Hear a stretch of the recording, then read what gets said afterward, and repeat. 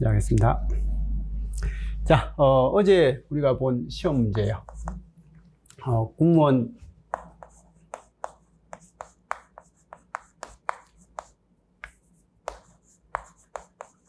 지금 전자공학하고요, 전자회로하고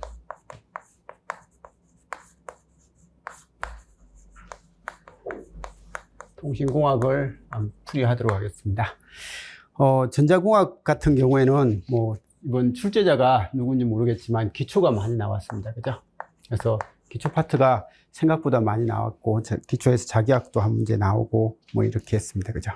그리고 디지털 한 두세 문제 나왔고, 나머지 이제 전자공학인데, 예전에 기초 많이 나왔을 때 하고 거의 같은데요. 이번에 나온 기초 문제는 진짜 기초를 제대로 공부한 사람, 이 기본적인 이제 회로 이론을 그래도 공부를 잘 한 사람 입장에서는 점수를 좀 쉽게 많이 받았을 것 같고, 그냥 기초를 대충 넘기고 이렇게 지나간 사람 입장에서는 뭐 틀릴 만한 문제도 몇 개 있었던 것 같습니다. 그죠?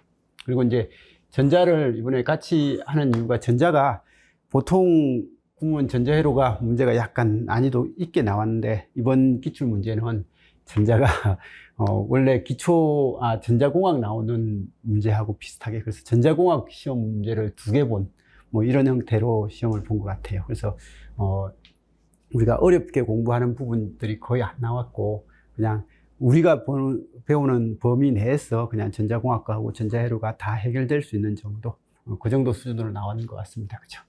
그리고 통신도 그냥 범위는 넓게 잡았습니다. 그러니까 공학도 좀 나오고 공통도 좀 나오고 이렇게 했는데, 뭐 이론은 거의 원래 항상 통신 이론은 좀 적었으니까. 그죠?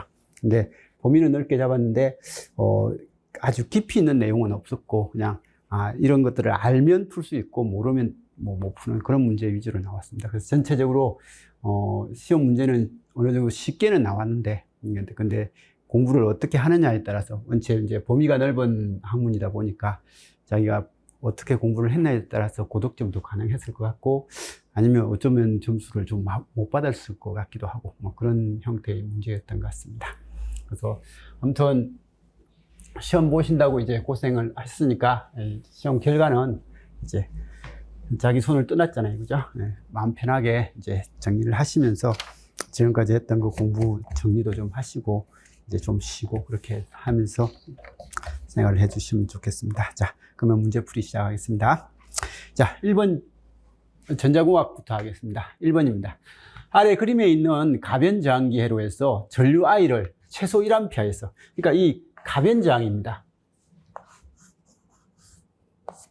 이 가변저항은 여기 전체 저항이 얼마인지 모르겠지만요, 이걸 우리 수업하면서도 가끔 이야기했지만 이런 그림이잖아요. 그죠? 가변저항은 여기에 바늘이 있어 가지고요, 단자가 이렇게 있으면 여기하고 여기 바늘이 이쪽에 오면 이 양단은 저항이 0옴입니다. 근데 이 점은, 이 전체 저항은 이게 요렇게 가서 이 전체 저항값이 이렇게 나오고요. 근데 대신 이게 가운데쯤 가면 여기도 절반 저항이고 여기도 절반 저항, 그리고 이게 이쪽으로 오면 이쪽은 전체 저항이고 이쪽은 거의 0옴에 가깝게 되는 이런 형태입니다. 그래서 이 가운데 이 하살표가 이걸로 된다라고 해서 이론하면서 많이 봤던 내용이고요. 그럼 이제 얘를 조절해가지고 최소 10A의 전류, 여기 흐르는 전류가 10A가 되게끔 할 수 있는 전류와 최소 1A하고 최대 10A까지 조절할 수 있는 이 가변저항이 있다는 거예요. 그러면 가변저항이니까 이 가변저항을 달았을 때 1A하고 10A가 흐르네? 그러면 이때 이 가변저항의 조정 범위가 얼마냐? 그래서 R1하고 R2 값의 최대값으로서 가장 옳은 것은 뭐냐라고 그렇게 이야기했습니다. 자, 그러면 이 문제는요, 그냥 첫 번째예요. 전압이 220V가 가해지고 있을 때 R1입니다. 그러면 여기에 최대 저항을 달아가지고요, R2를 최대값이라고 합니다. R1인 거예요. 그래서 이런 케이스가 하나 있고요. 그다음 두 번째예요. 여기는 첫 번째 케이스는 I가 1A가 될 때. 그 다음에 두 번째는요, I가 10A가 될 때, 최대 전류가 흐를 때는 이 R1 저항은 고정 저항인데 R2 저항이 가변 저항이 될 때 가변 저항이 뭐가 된다고요? 단락이 되는 거예요. 그래서 아까 전에 가변 저항은 이걸 끝까지 위로 올려버리면요. 끝까지 올려버리면 여기하고 여기 저항은 R2지만 여기하고 여기 저항은 0이 되거든요. 그래서 단자를 이렇게 하면 여기하고 여기는 R2 저항이 나와요. R2 전체 저항이 나오는데 여기하고 여기 사이는 0이 나오는 거예요. 그래서 0이 나오니까 이게 0이 되는 케이스가 있다는 거예요. 그러면 0이 되는 케이스에서 여기 220V에서 여기 R1을 했는데 전류가 10A가 흐른대요. 그럼 이 R1 저항은 22ohm이다 라고 하는 것은 그냥 당연히 나오는 거잖아요. 그죠? 그러면 이건 22ohm이 고정되어 있는 저항인 거예요. 그럼 이제 이때 220이 여전히 걸려 있을 때 이 가변 저항을 최대로 돌렸는데, 최대로 돌렸을 때, 그럼 이 R2의 최대값이 됐을 때 여기는 1A가 된단 말은, 전류가 1이 오른단 말은 합성 저항이 220이지. 전압이 220이니까. 이렇게 되니까 그러면 R2 저항은 얼마가 되는데 라고 하니까 220에서 전체가 220인데 거기서 21을 뺀 값. 그래서 21을 뺀 값은 198이죠. 그죠? 그래서 198오hm 된다라고 해가지고 이건 전류가 최대가 흐를 때 가변 저항은 전체 최소 저항이 되고요. 최소 저항이 0이고 전류가 최소가 흐를 때는 가변 저항이 최대 저항이니까 최대 저항이 얼마다라고 해서 이게 R1 더하기 0이 22가 돼야 되고 그러면 R1 더하기 R2가 220이 돼야 되는 뭐 이런 조건을 잘 찾아서 정의를 하시면 됩니다. 그래서 문제는 평상시에 이런 측정에 관련된 이런 개념들이 좀 익숙한 사람들은 쉽게 풀 수 있을 것 같은데 이 문제가 1번부터요. 이게 측정에 대해서 내가 평상시에 뭐 잘 모른다 아니면 이런 형태를 생각을 좀 못하는 사람들은 1번부터 좀 당황했을 것 같은 문제입니다. 근데 나머지 문제들이 쉬워가지고요. 뭐 크게 문제는 없을 것 같습니다. 그죠? 그래서 1번은 답이 4번일 것 같고요. 2번은 아래 그림에서 보인 정연파 입력 VI에 대한 출력 VO를 위한 필터 기능을 한다. 이 필터의 기능을 가장 올바르게 기술한 것 하니까 이거 맨날 보는 거잖아요. 그죠? 이 LC가 이렇게 있을 때 우리 맨날 해가지고 LC 직렬이다. XL, XC 하면서 공진 특성, 공진 주파수가 있고 그럼 전체 리액턴 특성 곡선이 이게 된다. 그럼 이게 전체가 직렬 X다 보니까 주파수가 0일 때는 R2 이런 꼴이 되고 주파수가 공진이 되면 0이 되니까 0이 된다.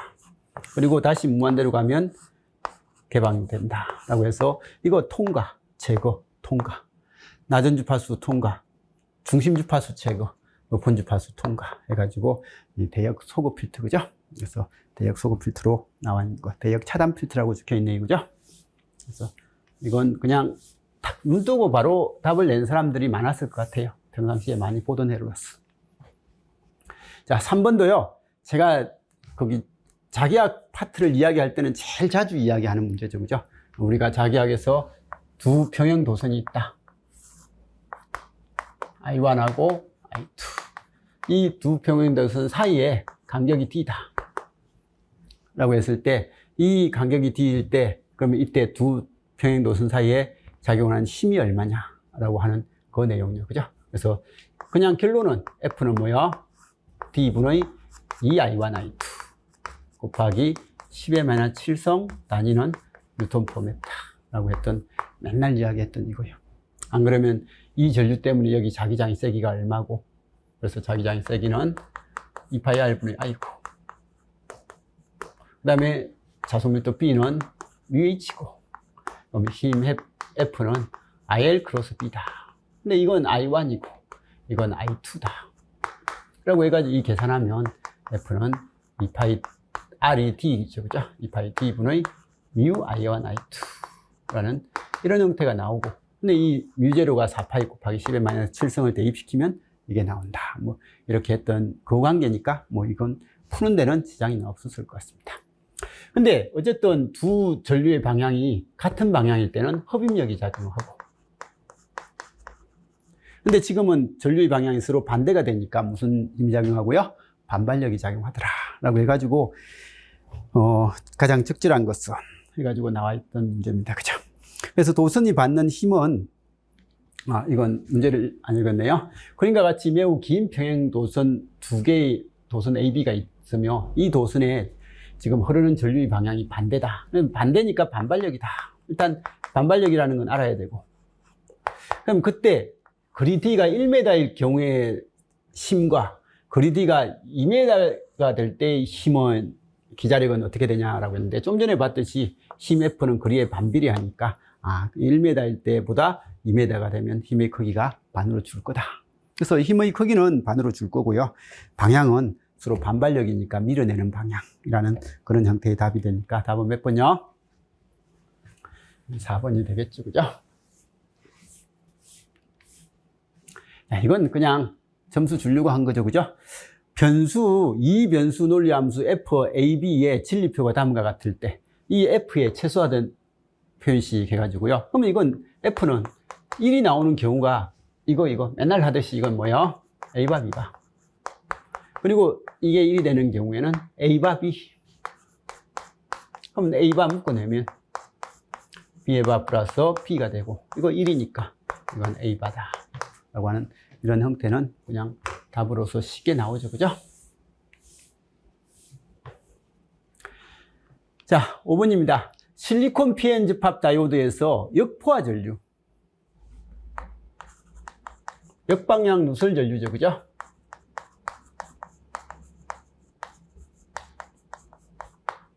IO라고 그렇게 보통 이야기를 합니다. 이 역포화 전류 IO는 온도가 증가하면 같이 증가한다. 그래서 이게 온도가 증가할 때 역방향 누설 전류 증가하더라 라고 그렇게 이야기를 했습니다. 그때 이 현상에 대한 설명으로 가장 적당한 것은이라고 되어 있는데 우리가 다이오드에서 순방향 바이어스를 걸면 이게 플러스 마이너스를 걸리면 이 전개에 의해서 드리프트도 일어나고 그리고 캐리어의 확산에 의해서 이렇게 이동한다라는 이게 일반적인 거거든요. 일반적인데 역포화 전류, 역방향 바이어스를 걸면요.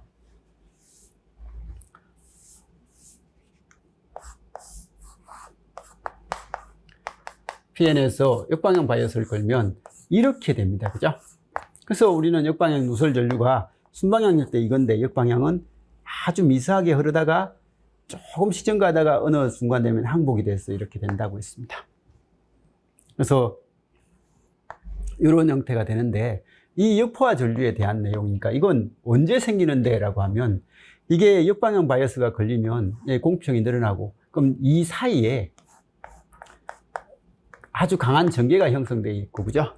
아주 강한 전개가 역방향 전압에 의해서 강한 전개가 형성되면 여기 열적으로 생성되는 소수 캐리어가 한두 개 있을 때 이 소수 캐리어입니다.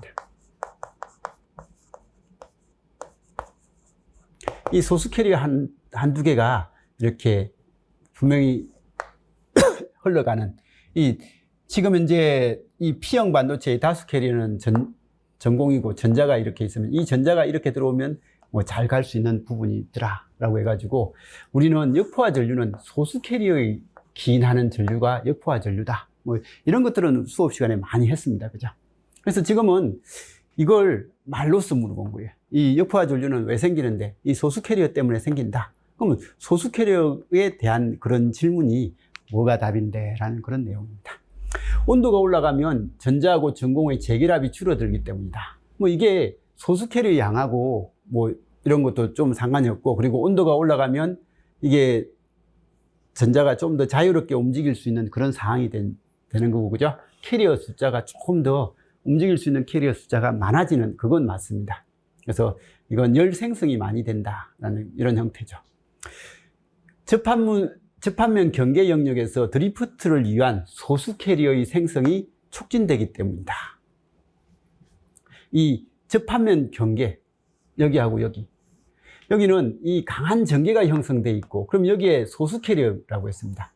순방향은 다수 캐리어 때문에 움직이는데, 역방향에서는 다수 캐리어는 절대 전류에 도움이 안 된다고 했어요. 소수 캐리어에 의해서 도움된다고 했고, 그러면 여기에 소수 캐리어인 전자가 이 안으로 들어오면요. 이 안으로 들어오면 전개의 방향이 이 방향이니까 전자는 잘 간다고 했어요. 그리고 여기 소수 캐리어인 전공이 이 안으로 들어가면 전개의 방향대로 역시 잘 간다고 했어요. 그래서 이렇게 되니까 이 소수 캐리어 때문에 흐르는 전류가 역방향 누설 전류다라는 것만 잘 기억을 하고, 그리고 우리는 도핑 농도 뭐 NN이다 라고 하면 그때 소수 캐리어 농도인 PN의 곱은 항상 NI의 제곱이다 라고 이렇게 공부했습니다.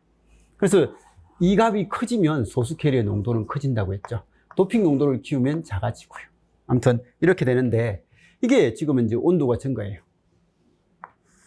온도가 증가하니까 NI가 커지고, NI가 커지니까 도핑 농도는 균일한데 NI가 커지면 소수 캐리어 농도가 증가한다고 했죠. 그래서 이 소수 캐리어가 많아지니까, 그럼 이쪽으로 넘어가고 이쪽으로 넘어갈 캐리어 개수가 조금 더 많아질 거다라는 것을 이렇게 이야기하는 거예요. 그래서 말이 조금 어려운 용어지만 실제로 우리가 이 문제는 역방향 누설 전류에 대한 개념을 정확하게 안다면 뭐 이거 큰 문제는 없을 거다. 그래서 역방향 누설 전류는 소수 캐리어 때문이고, 소수 캐리어가 만들어지려면 우리가 온도가 올라가면 도핑 농도는 일정하니까 소수 캐리어 농도가 증가한다. 그래서 소수 캐리어 농도가 증가하니까 이 접합면 부근에 모이는 전자의 개수, 소수 캐리어의 개수가 많아지고, 그럼 많아지니까 전개에 의해서 이동을 하니까 누설 전류가 많아지더라라는 게 이거잖아요, 그죠? 그래서 접합면 경계 영역에 드리프트를 위한 소수 캐리어의 생성이 촉진되기 때문이다. 열 때문에, 그죠? 온도가 올라가면 도핑 농도가 증가하기 때문이다 라고 하는데, 온도가 바뀐다고 해서 도핑 농도는 한번 딱 정의되면 고정이고, 그죠? 온도가 올라가면 전자의 이동 속도가 느려지기 때문이다. 사실 온도가 올라가면 이게 자유운동을 더 많이 하다 보니까 부딪히는 게 많아요. 그래서 원래는 이동도가 커질 줄 알았는데 실제로는 이동도가 약간 느려지죠. 그건 맞습니다. 그래서 이동도가 약간 느려지는 건 맞는데, 이게 지금 이제 이 질문은 아니고요. 그래서 지금 문제가 딱 봤을 때 평상시에 보던 패턴은 아니지만 그래도 내용은 그러니까 우리가 알고 있는 내용을 그대로 그냥 담고 있는 내용입니다. 그래서 소수 캐리어 때문에 이렇게 발생하는 그런 내용을 잘 설명하고 있는 문제 같습니다. 그래서 이 문제는 반도체를 그래도 정확하게 아는 사람이 문제를 낸 것 같습니다. 아래 그림 A와 같은 파형의 입력 전압이 그림 B와 같은 연산정폭기에 입력되었다. 이때 입력 전압 V인이 주기적으로 플러스 마이너스 할 때 뭐 했습니다. 맨날 우리 기출에 나옵니다. 그죠? 전자공학에서, 군무원 전자공학에서 미적분기 문제는 거의 전자공학이나 전자회로에서 매년 나옵니다. 매년 나오니까 봐주시고, 이건 적분기죠?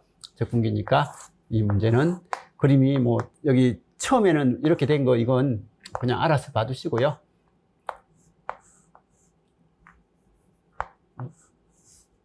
뭐 이런 그림이잖아요, 그죠? 근데 이거 사실 뭐 이런 의도에서 내려고 한 것 같아요. 처음에는 반주기만 이렇게 된다라는 걸 보여주려고 한 것 같아요. 어쨌든 이런 그림을 보여주려고 한 것 같습니다. 입력 전압 V인이 주기적으로 플러스 마이너스를 이렇게 하는 사각펄스일 때 출력 전압은, 이게 적분기니까 우리가 반전이 아니면 얘는 요렇게가 되는데, 그죠? 이렇게 되는데, 이게 지금 이제 반전 정폭기니까 얘는 이렇게 이런 형태가 된다. 이건 뭐 다 아는 거고, 이걸 말로써 표현한 거예요. 그래서 설명이다. 가장 적절한 것은이라고 되어 있습니다. 단 초기 출력 전압은 0이고요. 그래서 0에서 시작해라 라는 그런 내용입니다. 0에서 시작하고 연산정폭기 포화 현상은 고려하지 않는다. 포화가 된단 말은 올라가다가 잘리는 현상이 생기는데 그런 건 고려하지 않는다. 자, 적절한 건요, 출력은 구간별로 선형적으로 증가 또는 감소하는 파형으로 사다리꼴 형태가 아니라 지금 삼각파 형식이죠. 출력은 정연파처럼 매끄러운 곡선이 아니고요. 출력은 계단파 모양도 아니고, 출력은 삼각파 형태를 따르며 주기적으로 증가하고 감소한다. 그래서 삼각파 모양을 따르고 주기적으로 증가 감소를 되풀이한다.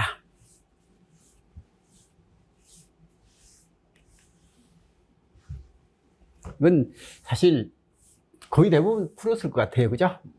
문제는 이렇지만 평상시에 보던 패턴이니까. 자, 200루트의 코사인 100파이 마이너스 66도의 교류 전원이 1kΩ의 저항 부하에 연결되어 있다. 이 전원의 실효 전압 전력과 비상전력을 각각 구하라. 자, 시로 전압은요. 시로가 루트 2분의 V입니다. 뭐 이건 모르는 사람 없을 거고. 그래서 루트 2분의 200 루트 2. 그러니까 얼마요? 그래서 시로값은 200V다 라는 건 뭐 그냥 볼 수 있습니다. 그죠? 그리고 이제 저항이 지금 이제 1kg이면 저항 부하예요. R만의 회로에서는 역률이 1이에요. 역률이 1이니까 복소 전력 자체가 유효 전력입니다. 그래서 역률이 1인 회로는 Q가 0이니까. 그래서 복소 전력의 크기가 비상전력이죠. 비상전력이 유효 전력하고 똑같은 거예요. 그래서 똑같으니까 이 문제는 거기 R만의 회로네. R만의 회로는 그냥 아무 생각 없이 뭐 유효 전력과 비상 전력이 같겠구나. 뭐 이렇게 해서 보시면 되는 거죠. 그러면 P는 R분의 V 제곱이죠. R은 1kg. V는 200. 시로값으로 해야 되니까, 그죠? 동그라미 3개. 그러니까 40 와트이면서요. 이게 40 볼트 암페어이기도 해요. 그래서 복소 전력의 크기인 비상전력은 R만의 회로에서는 역률이 1이니까. 그래서 역률이 1이니까 이거다. 그래서 사실 유효 전력은 VI 코사인 세타잖아요. 그죠? 그리고 이 VI가 비상전력이거든요. 그리고 지금은 R만의 회로는 역률이 1이니까, 이게 1이니까 유효 전력은 비상전력이다. 뭐 이런 걸 알고 봐주시면 됩니다. 그래서 이 문제도 이게 유효 전력을 구하라고 했으면 누구나 풀었을 것 같아요. 근데 비상전력이라고 해가지고 이걸 고민을 하고 그렇게 한 사람이 있을 수도 있을 것 같아요. 그래서 지금 출제자가 누군지 모르겠지만요. 문제를 그래도 잘 낸 것 같습니다. 잘 알고 낸 것 같아요. 쉬우면서도 점수가 시험장에서 학생들은 조금 당하게 했던 그런 문제겠죠. 그런 것들이 많이 나왔습니다. 괴한발진기에 대한 설명이다. 가장 적절하지 않는 것은 물어봤습니다. 그래서 폐괴한 루프의 전압 이득이 정상 상태에서 1이어야 된다. 이 베타 A0는요. 그래서 이거죠, 그죠? 그래서 베타 A0가 크기는 1이면서 위상이 0도여야 된다.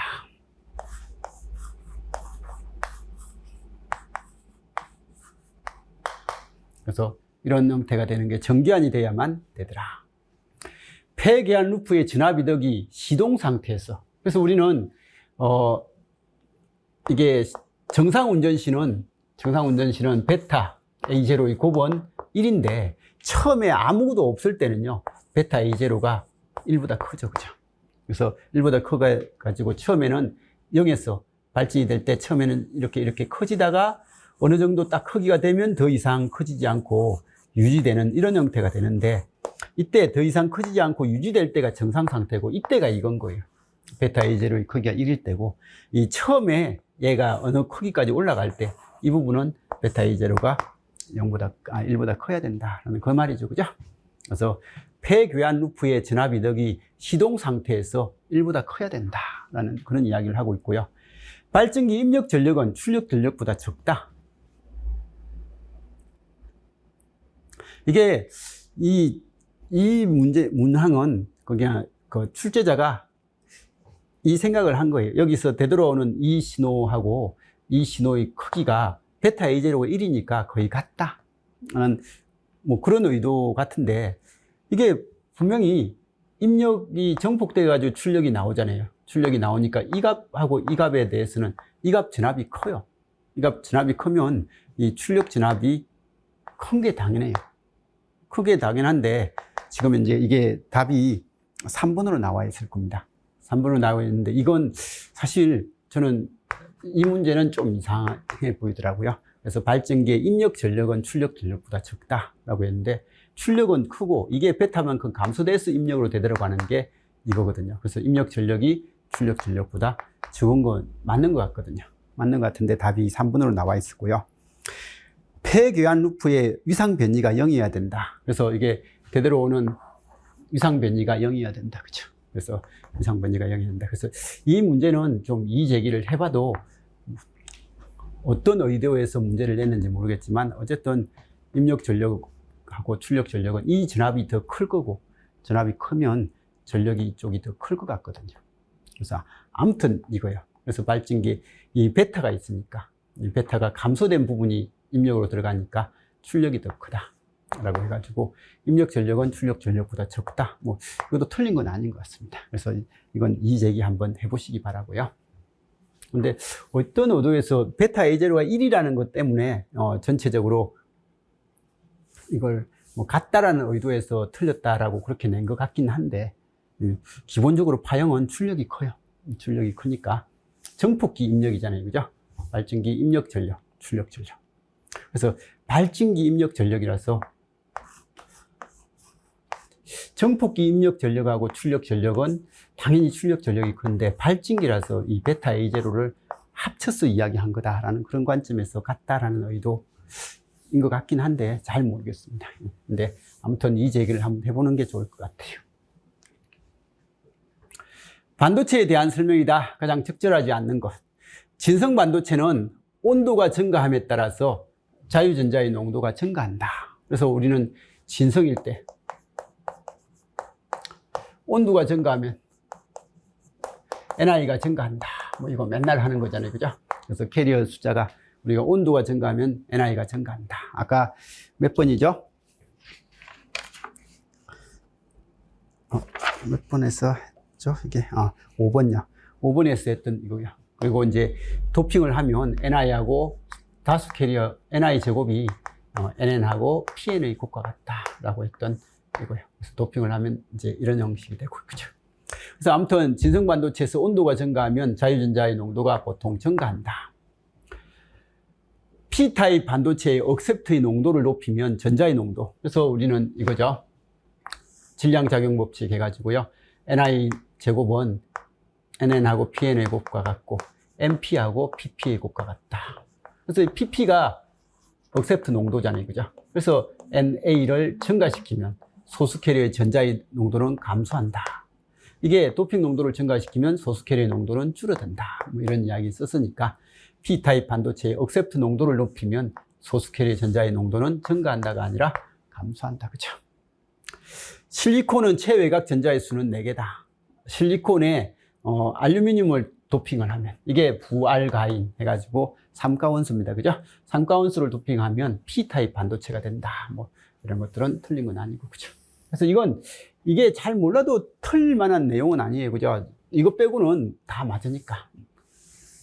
그래서 나머지 보기를 봤을 때 찍기 시험이니까 틀리진 않을 것 같습니다. 그죠? 자, 10번입니다. 아래는 R인 저항과 리액턴스 X인 인덕터를 직렬로 연결한 교류 회로의 회로 특성값을 구하는 공식이다. 이 회로에서는 크기는 VS, 전압의 크기는 VS네, 그죠? VS는 정연파의 전압이 인가되었을 때 가장 적절하지 않는 것. 이건 알렐 회로네, 그죠?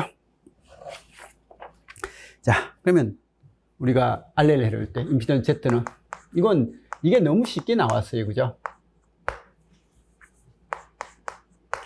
임피던스 Z는 지금 R 플러스 J XL인데, 이 알렐인데, 그죠? 답은 무조건 3번이죠. 3번일 것 같고요.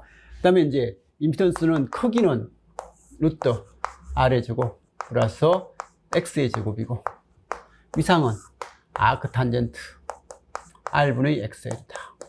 근데 XL 대신에 오메가 L이다. 라고 그렇게 적어도 상관없을 것 같고, 그죠? 그래서 어쨌든 이렇게 되고, 그러면 이때 임피던스 각은요? 이거 R, 이건 XL.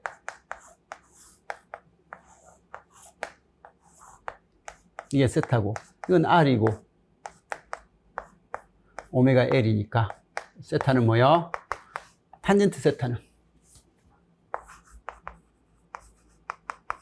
R분의 오메가 L. 그래서 세타는 아크 탄젠트 R분의 오메가 L이다. 뭐 이렇게 하는 것은 알아서 봐두시면 될 것 같고, 그죠? 여기는 XL 적었는데 XL 오메가 L 혼용해서 그냥 계속 적고 있습니다. 역률은요, 파워 팩터는 코사인 세타잖아요, 그죠? 그래서 그냥 코사인 세타를 이야기하는 거고. 근데 이 세타가 이거니까 이걸 여기에 집어넣은 거예요. 코사인의 아크 탄젠트 R분의 XL. 이걸 여기에 집어넣은 거예요. 여기 집어넣으니까. 그래서 답이 3번이 답이 되니까 이건 진짜 약간 씩 웃고 그냥 넘기는데, 답이 뭐 2번이나 뭐 다른 것을 3번을 맞게끔 하고 나머지 하나를 틀리게 했으면 고민을 좀 했을 수도 있을 것 같습니다. 그죠? 그리고 임피던스의 크기는 여기 있네. 그죠? R제곱 플러스 XL 제곱이다. 아래 회로는 정류회로이다. 이 정류회로의 입력 진압이 정연파일 때 출력 진압은 일정하지 않고 리플 진압을 갖는다. 이 리플 진압에 대한 설명이다. 가장 옳은 것은. 이거 근래에 우리 시험에 잘 나옵니다. 그죠? 계속 나오고 있는데, 어쨌든 이게 반파 정류 형태 해가지고 평활해서 하니까 이런 모양이 되더라. 그래서 이런 모양이 되고, 그럼 이게 평균값이고, 그죠? 여기서 이게 흔들리는 진압이고, 이 흔들리는 진압, VR의 피크는 RC분의 원신호 T의 VM. 뭐, 이런 형태로 많이 썼고, 그러면 이 RC는 F분의 1이니까 FRC분의 1의 VM. 이런 식으로 리플 진압의 피크치를 우리가 많이 이야기를 했습니다. 그래서 했으니까 그거 잘 보시면서 보면 되고요. R값이 크면 작아지겠죠? 답은 1번이고요. C값을 크게 하면 작아지겠죠? 입력 정연파의 진폭을 크게 하면, 이걸 크게 하면 커지겠죠? 그죠? 입력 정연파 전압의 주기 T를 크게 하면, 주기 T를 크게 하면 커지겠죠? 그래서 이런 형식이 된다라는 것 정도는 그냥 알아서 보시면 됩니다.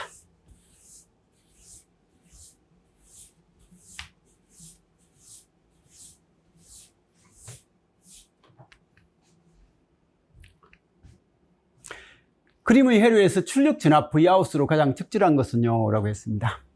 이건요, 이 문제를 딱 접했을 때 이 Vout이 뭔데? 라고 하면요, 전류원인데 뭔지 몰라요. 그렇지만 우리는 항상 전류원 양단을 모르면 그때는 무조건 여기 진압을 구하라고 했어요. 그럼 여기가 3이 들어와요. 근데 여기 1 가요. 그럼 당연히 여기 2가 갈 거고, 그죠? 2mm 곱하기 k로니까 몇 볼트요? 4볼트. 그래서 이건 딱 눈으로 보자마자 답이 나와야 되는 그런 회로죠. 자, 정연파 교류 회로에서 어떤 커패시터에서 시로 전압이 20V가 인가됐을 때 100mA의 시로 전류가 흐른다. 여기 20V의 전압을 걸었더니 100mA의 전류가 흐른다. 이 XC 값이 이렇게 있을 때, 그죠? 이때 이 커패시터에서 유효 전력 P를 가장 옳게 바르게 설명한 거. 이거 풀고 있었던 사람은 시간 낭비하고 있었던 사람이죠. 답도 답 나오나요? 안 나올걸요? 여기는 전압에다가 전류를 곱하면 전력이니까 20 곱하기 0.1. 그래서 이건 2W라고 하는데, 사실은 콘덴스만의 회로에서는 무효 전력밖에 없으니까 2바예요. 그래서 여기는 콘덴스, 이 문제의 의미는 봐요. 커패시터의 유효 전력이 얼마냐? 커패시터는 유효 전력 없다. 이걸 아는 사람, 이런 질문을 한 거예요. 질문을 한 거니까 딱 보자마자, 콘덴서만의 회로에서는 무효 전력은 소비되는데 유효 전력은 소비되는 게 없더라. 이걸 아느냐? 라는 그런 질문이죠. 그리고 다행히 여기서는 이 전압과 전류의 곱인 전력이 보기에도 없어요. 그러면, 보기 없네? 이 뭐지? 라고 하면서 또 정신 바로 챙겨서 이렇게 답을 낼 수도 있었겠죠. 근데 그걸 떠나서 딱 보자마자 이거. 그리고 항상 제가 수업하면서도 이야기했듯이 보기에 0이 있으면 이 0이 답이 될 가능성은 50% 이상이라고 했죠. 그죠? 그래서 왜 0을 냈을까라는 그런 고민을 한번 좀 해달라고 했습니다.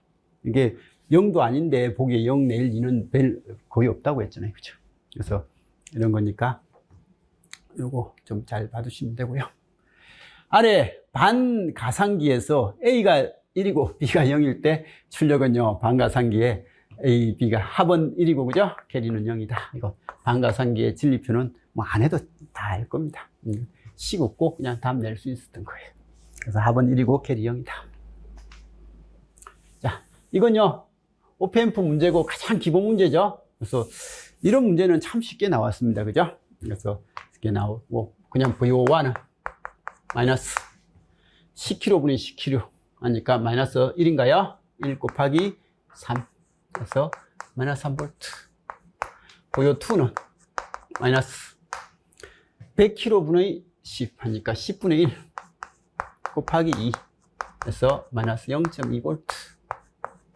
VO3는 마이너스 50kg분의 10 하니까 5분의 1 곱하기 8. 그래서 마이너스 1.6V. 그래서 다 더하면 마이너스 4.8V인가요? 그래서 4.8V 내시면 되고, 그죠?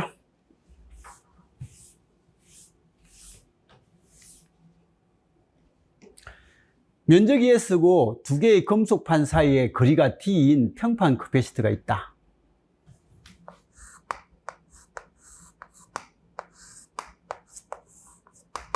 면적이 S고요. 간격이 D입니다. 커패시터가 있다. 두 금속판 사이에 5V일 때, 전압이 5V일 때. 5V일 때 이 커패시터에 지장된 에너지 W는요, 2분의 1 C0, V0의 제곱이다. 그래서 이게 5V가 중요한 게 아니라 V0가 5V다라는 그렇게 그 말이죠. 그죠? 그래서 이런 형태다. 그러면 이때 동일 면적의 금속판 사이의 거리를 두 배로. 그래서 우리 커패시턴스 C0는 일단 이걸 D0, S0, 이필론 제로라고 한다면 이필론 제로의 D0, S0다. 근데 지금은 S-는 S0하고 동일 면적이고요. D-는 2D0예요.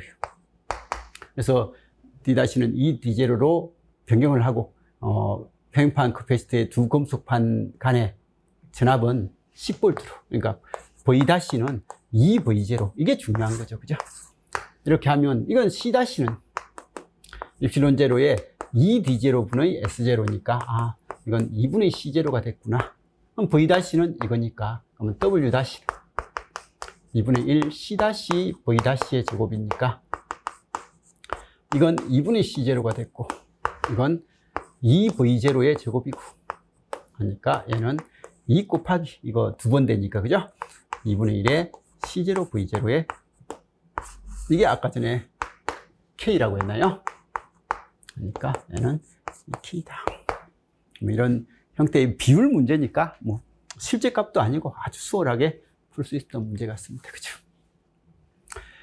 아래 회로에 사용된 다이오드는 역방향 항복 전압이 5V고 순방향 그 트론 전압이 0.7. 그래서 트론 전압 0.7을 고려하라 라고 그렇게 이야기를 했습니다. 이때 제너 다이오드다. VO에 전달될 수 있는 전압의 범위로서 가장 적절한 것은요 라고 이렇게 이야기를 했습니다. 이건 클리프니까 이런 문제 나오면 씩 웃죠. 그죠? 그냥 답은 바로 나왔습니다. 플러스 반죽일동에 가면 이거 막는 전압 VZ를 막고 있고요. VZ가 몇 볼트요? 5V. 5V가 막고 있고 2V는 밑으로 가고 있으니까 그럼 여기 전체 전압은 플러스 5, 마이너스 2 하니까 몇 볼트요? 3V. 그 다음에 마이너스 반죽이는 이건 전류가 이렇게 흐르잖아요. 그럼 이렇게 흐르려면 여기 막는 0.7이 있다. 그러면 이거 0.7과 이거 2가 같은 방향이니까 얘는 그냥 2.7이 있고 다이오드가 뭐 이렇게 되니까 마이너스 2.7. 그죠? 그래서 이렇게 되니까 여기는 3에서 마이너스 2.7 사이에 전압이 나온다. 뭐 이 정도는 그냥 바로 만들 수 있겠죠. 그죠?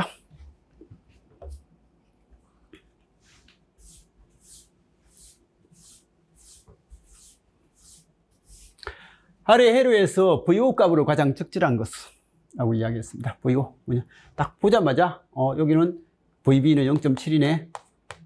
여기 3V네. 그럼 여기 0.7인가요? 실제 값이 0.6 아닌가요? 0.6이죠.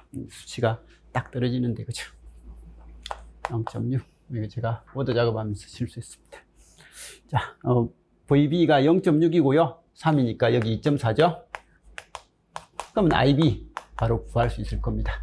그래서 IB는 얼마요? 120kV의 2.4. 그러면 IC는 베타의 IB인데, 베타가 지금 현재 역시 100으로 주어져 있는 거 맞죠? 이거 100이다. 그러면 여기는 240, 120, 240이니까 2mA.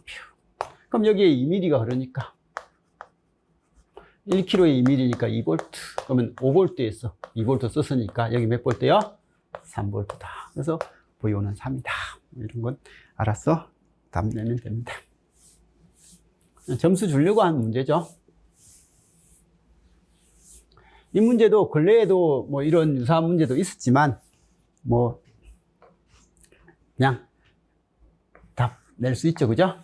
요것만 있을 때 출력 VO는요. VO1은 마이너스 R분의 2R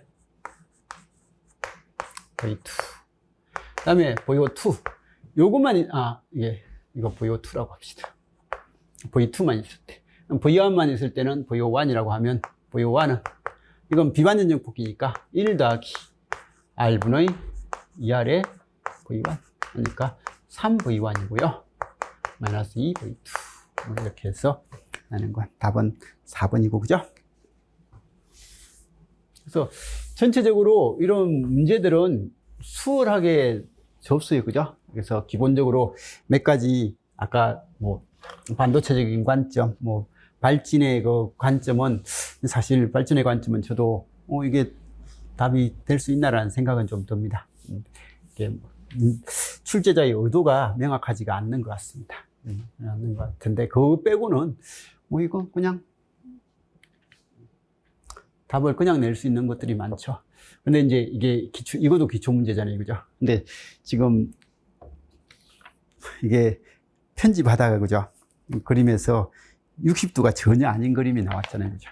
제가 싫어하는데 실제로 60도를 이렇게 펴니까 글자가 거기보다 여기가 깔끔하죠. 문제지보다. 실제 그림은 이거였던 것 같습니다. 근데 그걸 문항을 집어넣다 보니까 그림을 아무것도 모르니까 이렇게 눌러버려가지고 이상한 그림이 됐죠. 그죠?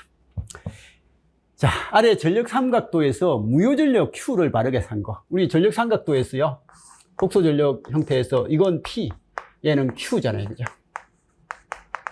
그러면 이렇게 됐을 때 이 삼각도가 있으면 이건 P고 이게 Q니까 Q다라는 이런 형태를 우리는 알고 있습니다. 그러면 이렇게 알고 있을 때 이걸 뭘 이용해서 표현하는데 라고 하니까, 여기는 P가 주어져 있어요. P가 지금 이제 100W인 거예요. 주어져 있을 때 Q를 물어봤으니까, 자, 이 각도하고 P하고 Q 관계는 탄젠트 세타는 이건 P분의 Q고요. 그럼 Q는 P의 탄젠트 세타. 이건 누구나 알잖아요. 그죠? 그래서 누구나 아는 값이고, 그러면 P가 지금 이제 100이니까 100에 탄젠트 60도.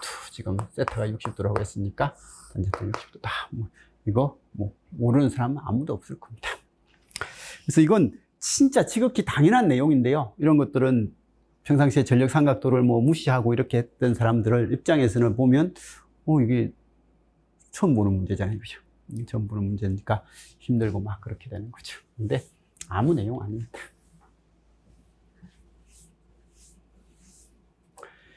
자, 이 문제가 그래도 저는 좋아하는데 학생들은 싫어했던 문제죠. 그죠?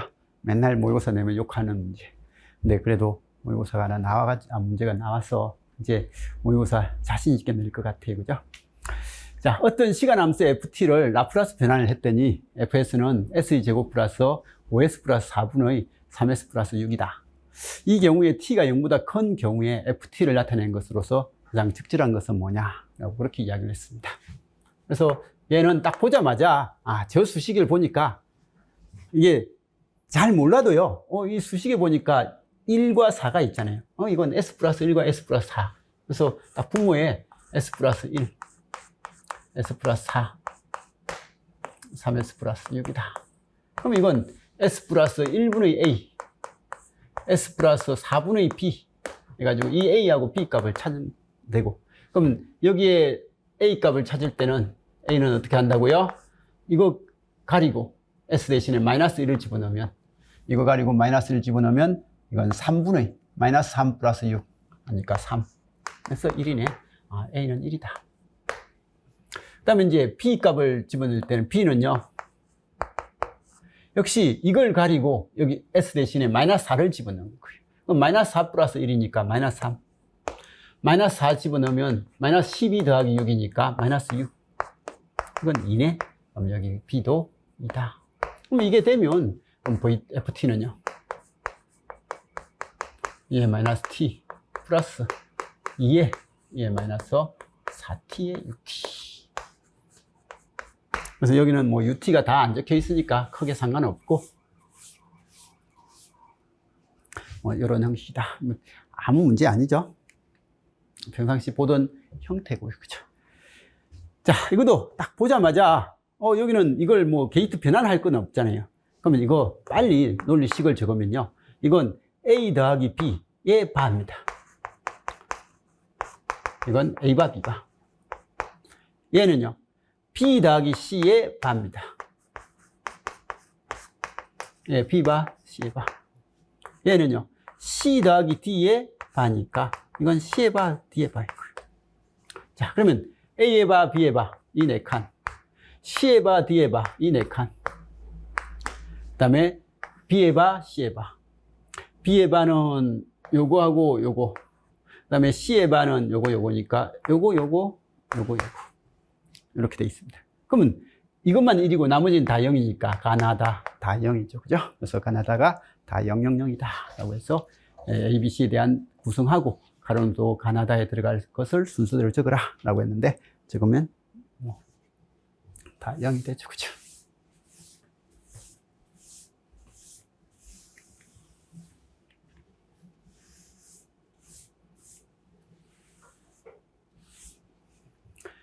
커먼 소스 정폭기입니다. 커먼 소스 모스 FT 정폭기에 대한 설명이다. 적절하지 않는 거. 이건 그림은 있나요? 그림 없이 그냥 주어졌네요. 그죠? 자, 커먼 소스. 입력은 게이트, 출력은 드레인. 뭐 이런 형태다. 출력 신호는 입력 신호하고 위상이 같은 게 아니라 위상 반전된다. 그죠? 틀렸고. 입력은 드레인 단자에 인가되는 게 아니라 게이트에 인가되고, 전압 이득은 GM분의 1분의 RD. 그래서 마이너스 GMRD. 이렇게 해가지고 전압이득은 크고, 그 다음에 입력 신호를 증폭해서 위상 반전시킨다. 그래서 게이트 입력에 드레인 출력일 때 항상 커먼 소스는 위상 반전된다. 뭐 이건 진짜 점수 주려고 하는 문제 같아요. 그죠? RLC 병렬 공진회로에서 더 낮은 공진 주파수를 얻으려 할 때 커패시터의 커패시턴스는 어떻게 해야 되냐? RLC 직렬이든 병렬이든 빨리 공진 주파수 구하는 공식. 이걸 모르는 사람은 없잖아요. 그죠? XL하고 XC가 같을 때, 오메가 L하고 오메가 C분의 1이 같을 때, 오메가 제곱은 LC분의 1일 때, 그러면 오메가는 루트 LC분의 1이고, 오메가는 2파이 F니까 F는 2파이 루트 LC분의 1이다 라는 거. 이거 아마 모르는 사람 없습니다. 이것도 점수 준 문제죠. 그죠? 그러면 C 값을 크게 하면 F를 어떻게 한다고요? 낮춘다. 그래서 더 낮은 공진 주파수를 얻으려고 하면 커패시턴스는 어떻게 해야 된다고요? 크게 해야 된다. 뭐 이런 것들은 알아서 보시면 되고. 그죠? 자, 아래 그림은 R이 100옴이고 C가 10마이크로페르스로 구성된 직렬 RCL로다. 그래서 지금 직렬 RCL로다. 이때 입력 진압 V인이 10 코사인 오메가 T이고, 이 회로에서 이 오메가가 지금 1000이네 이거죠? 1000T고, 이 라디안이라고 안 써도 상관없는데, 그죠? 그래서 어쨌든 이런 형식이 되고, 그때 임피던스 Z의 크기하고, 그 다음에 세타 위상각. 그래서 지금 이제 전류의 위상각이네요. 전류의 위상각. 전압이 0도니까 전류는 어떻게 되냐. 일단은 RCL은요, 전압보다 전류가 빠르다. 그래서 일단 전류의 위상은 플러스가 답입니다. 그죠? 그래서 플러스가 답이니까 1, 3번은 틀렸고 2, 4번 중에 하나다. 그리고 딱 보자마자 XC를 계산하라 라는 그런 문제잖아요. 그죠?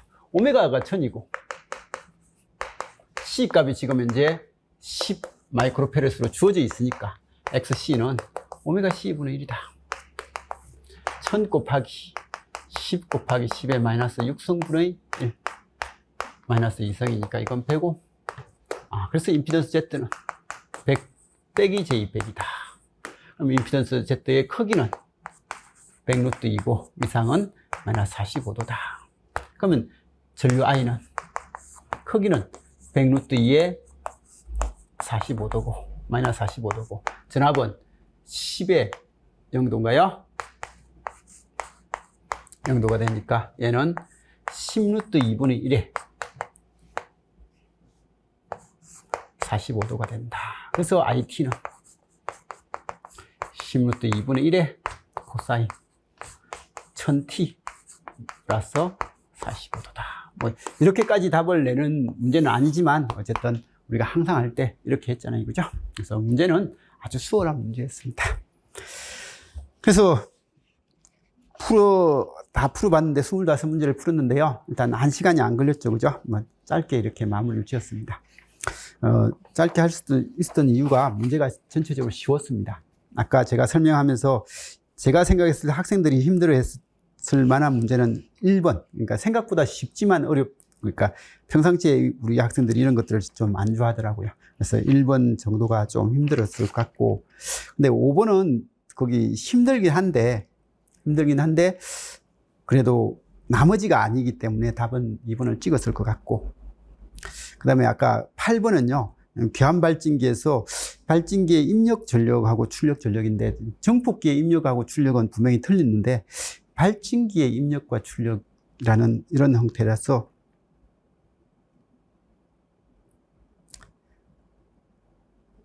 이게 발진기는, 귀환발진기는 없죠. 그죠? 입력이 없으면, 이건 확실하게 틀린 것 같은데, 입력이 0이 돼야 될 것 같은데, 그죠? 0이 돼야 될 건데, 출력은 나오잖아요. 그죠? 그래서 외부 입력이 돼야 될 것 같은데, 이건 어쨌든 8번은 좀 이 재개를 해보시고, 어쨌든 8번이 조금 힘들었고, 이 12번 같은 문제도 학생들이 조금은 힘들어 하더라고요. 그게 익숙하지 않는 학생들은. 10번은 문제는 좀 괜찮았는데, 답은 너무 쉬워가지고, 좀 크게 문제 없었을 것 같고, 나머지는 20번 같은 경우도, 그리고 21번 같은 경우도 학생들이 조금 힘들어 했을 것 같은 그런 수준의 문제였던 것 같습니다. 나머지는 뭐 그냥 점수 주려고 했던 문제 같고요. 그래서 시험을 잘 보신 분들은 이건 점수를 꽤 고득점이 됐을 것 같은데, 제가 봤을 때 이 문제는 한 70점에서 80점 사이가 적당하게 나온 점수 같아요. 학생들이 좀 힘들어하는 그런 내용들이 좀 몇 개는 있었으니까. 그래서 나머지는 전체적으로 잘 봤는데, 그 정도 점수가 나오면 뭐 적당하게는 본 것 같다라고 생각을 하면 될 것 같습니다. 자, 아무튼 시험 보시느라고 고생하셨고요. 그럼 다음 풀이 하도록 하겠습니다. 좀 쉬었다 하겠습니다.